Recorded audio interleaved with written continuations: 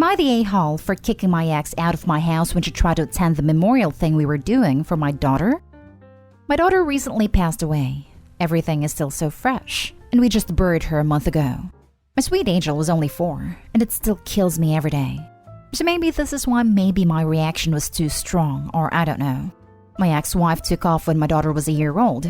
She said she realized she wasn't ready to be a mom yet, and it was all too overwhelming for her.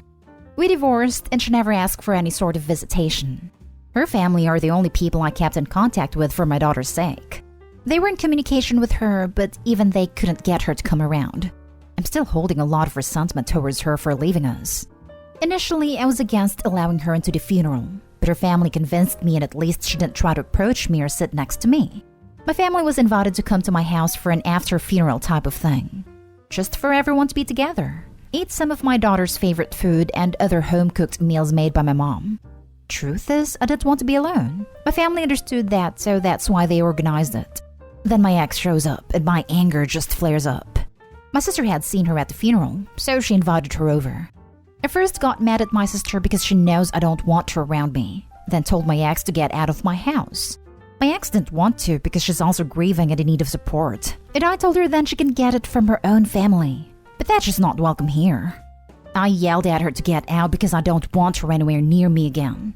She's still insisting she stay because her family won't give her that support. I said to go to my daughter's grave then and comfort herself. My sister took her finally and they both left, but my mom wasn't happy. Neither were a few of our mutual friends. They get him in the middle of my grief, but still they think it was a huge overreaction to yell at her like that, then keep her from getting any support when she probably deeply regrets not being there. Not sure if it's my stubbornness telling me I'm in the right, or if I'm actually wrong in this scenario. So I thought maybe for people who aren't emotionally involved, they'd be able to give a better verdict. Am I the a-hole? Now for the verdict. Not the a-hole. Very telling about her personality that she thought it would be appropriate to come over, even if she was invited. And refused to leave when told by the grieving father. Repeatedly. Not the a-hole, I'm sorry for your loss. Not the a-hole. Let it out, my friend. Hiding it and holding it in will be worse for you in the long run. You set a boundary and it was crossed. I'd be angry too. You feel however you need to feel, for as long as you need to. I'm so sorry for what you've lost and what you're going through. I hope you're getting all the support you need. Everyone else in my family has been giving me amazing support. Mostly my older brother. He lost his son in 2015 and knows exactly what I'm going through. Has your sister maintained contact with your ex that you're aware of? This sounds like it was an attempt at forced reconciliation in an environment where they could use the excuse of her grief as a means of leverage, even at the expense of your own. Something is very off here, and I'm so sorry you had to experience it the way you did. Not the a-hole. I'm not sure, maybe. They were close before we divorced. My sister never mentioned anything, and I never asked. Next story. Am I the a-hole for not helping my ex with her new child? I, 27 male, and my ex, 26 female, had a very rocky relationship.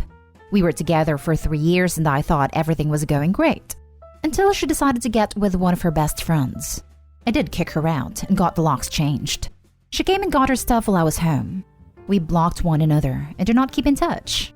Some of our mutual friends still hang with her, and one told me that she was currently pregnant.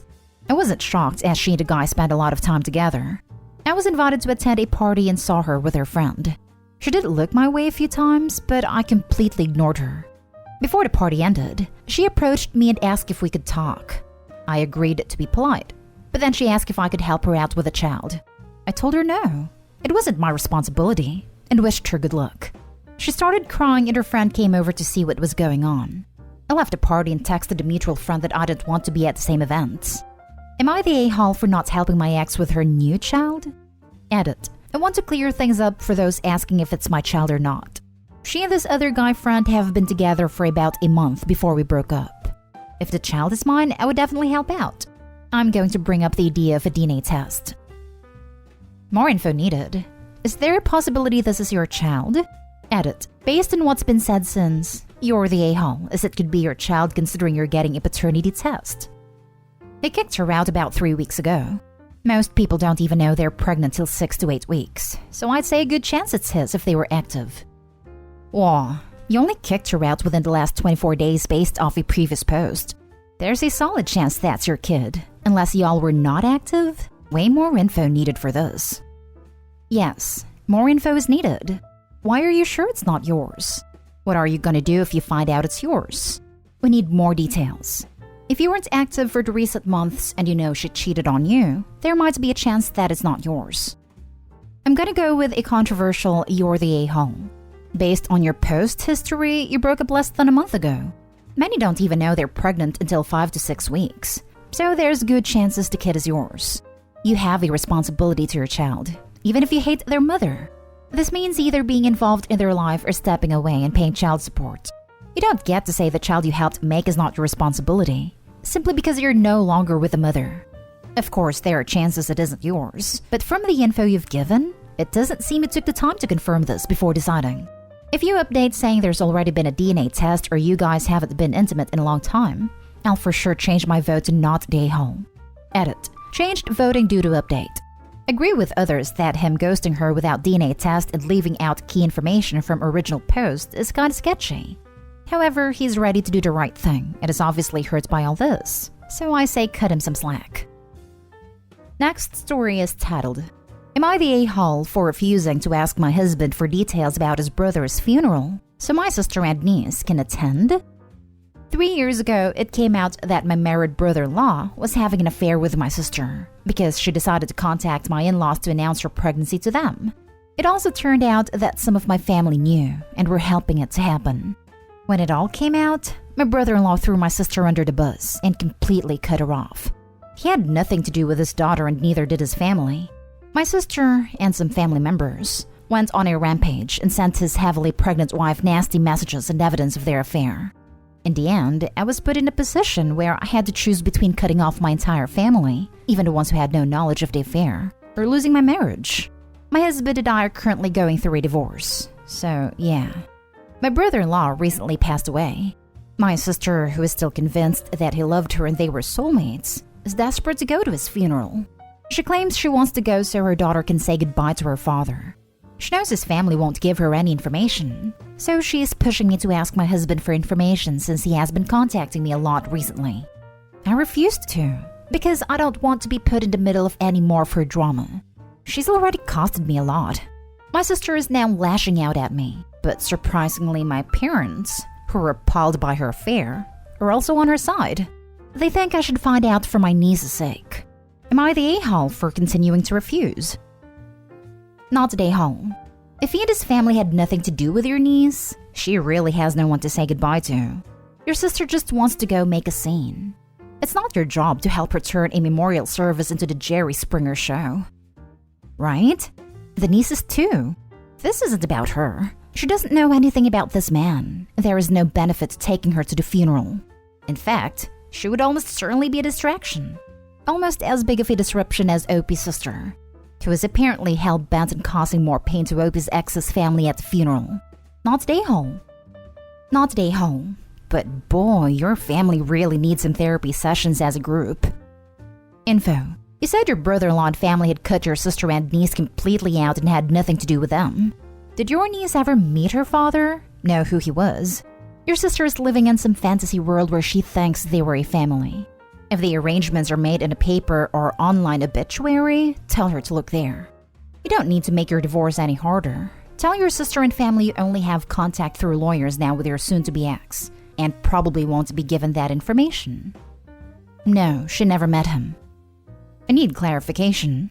While I understand that not everyone in your family knew and are innocent, the rest of your family are distasteful. Your sister made her bed and should lie in it, and now it's cost you your marriage. Your brother-in-law should have been held responsible as well for the affair/pregnancy, but I don't understand why you chose them over your own happiness. I chose my parents, not the rest of them. I told my husband I wouldn't cut them off no matter what. I think things would have blown over, but my sister just wouldn't stop and kept making things worse. It cost you your marriage. I don't understand why you chose them over your own happiness. It didn't cost her her marriage. No one outside of your marriage can end it. What ended her marriage is her husband placing completely unreasonable one-sided demands on her on threat of divorce. He demanded that she not only cut her cheating sister and enabling family out, He also demanded that she cut out innocent family members, including her own parents and her newborn niece who his deadbeat cheating brother abandoned. Meanwhile, he remained in contact with his deadbeat cheating brother and didn't hold him responsible nor stepped up for his niece. It says a lot about his morals and commitment, or lack thereof. This man threw away his marriage to Opie because she wouldn't cut off her parents after his brother cheated on his pregnant wife and abandoned his child. I'm not sure there was much happiness to be found with him. Not the a-hole. Am I the a-hole for taking in my sister's family against my girlfriend's wishes? So my 30 male, sister 29 female, had to renovate her house due to a tree crashing down and taking out the roof, and she asked me if she and her family, niece 9 female, nephew 5 male, and brother-in-law 32 male, could move in with me. I didn't see an issue with this as I have more than enough space at my place. 5-bedroom house. So I said sure, if they can chip in on bills like electricity and internet. They agreed, and they've been here for about 2 weeks now. Yes, I didn't clear this with my girlfriend, 28 female, and she's mad about that, but hear me out. My girlfriend doesn't even live with me. She rents an apartment that's closer to her work, and we've only been dating for 3 months, so I didn't feel the need to ask her. If she did live with me, of course I would have asked her. Well, yeah, she's fairly upset, since she feels that my sister and her family is invading our space, and she no longer feels welcome at my home with kids running around and 2 adults she doesn't know all that much. To me, my sister is my family, and I was able and willing to help out, but my girlfriend still thinks I should have cleared it with her before just saying yes. Personally, I don't think it's an issue, but my girlfriend thinks I'm the a-hole even though we rarely spend time at my house anyways, due to her not wanting to drive back home to sleep or to wake up earlier to drive to work. Am I the a-hole? Not the a-hole. It's your house. She doesn't live there. You're helping your family. It doesn't sound like a permanent thing. They're contributing to bills and are just in need of assistance. Girlfriend should recognize you're a good family man helping and not make it about her. Thank you. Yeah, it'll only be until the renovations are good, but the weather has been pretty bad lately, so they're thinking it'll take 2 to 3 months. Don't know how all that works, but I'm happy to house my sister in the meanwhile. Girlfriend is kind of throwing up some red flags, especially for a 3-month-old relationship.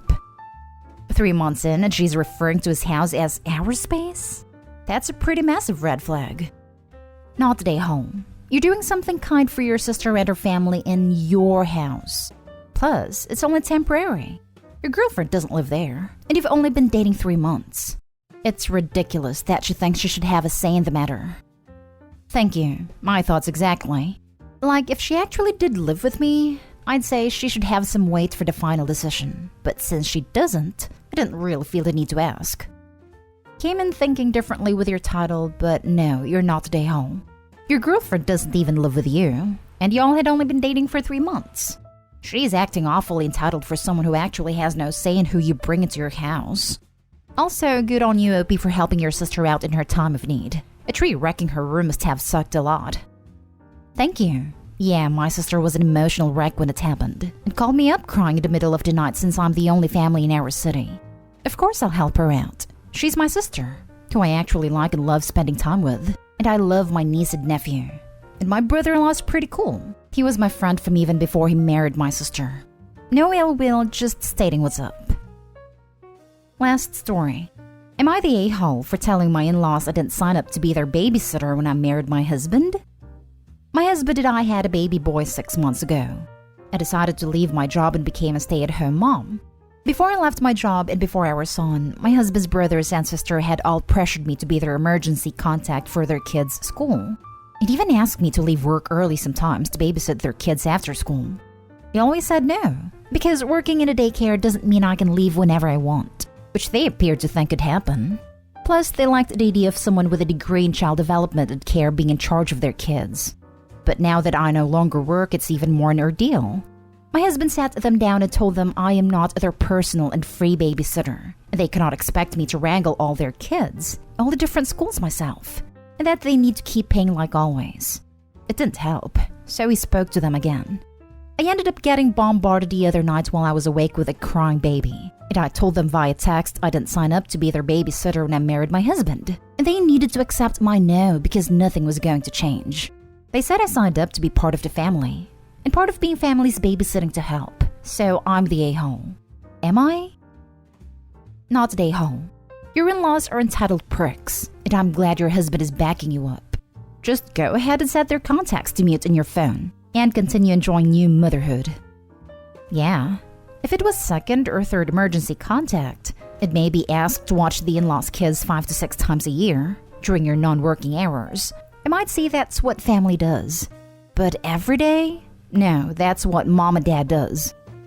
Not today, home. My aunt was a registered childminder, like private home daycare in the UK. My entire childhood, she was asked to take care of me twice. Both occasions were last-minute emergencies. Once, my parents were stuck in a snowdrift waiting for rescue. The second time, my mother had been admitted to hospital. Those are scenarios where you call free emergency childcare from a relative what you describe as a paid-for, planned, and contracted service. Not today, home. This should be top comment. What you described as a paid-for, planned, and contracted service. Bam! To add, OP, you are caring for your own infant child, and you are not working. Tell them that. No means no.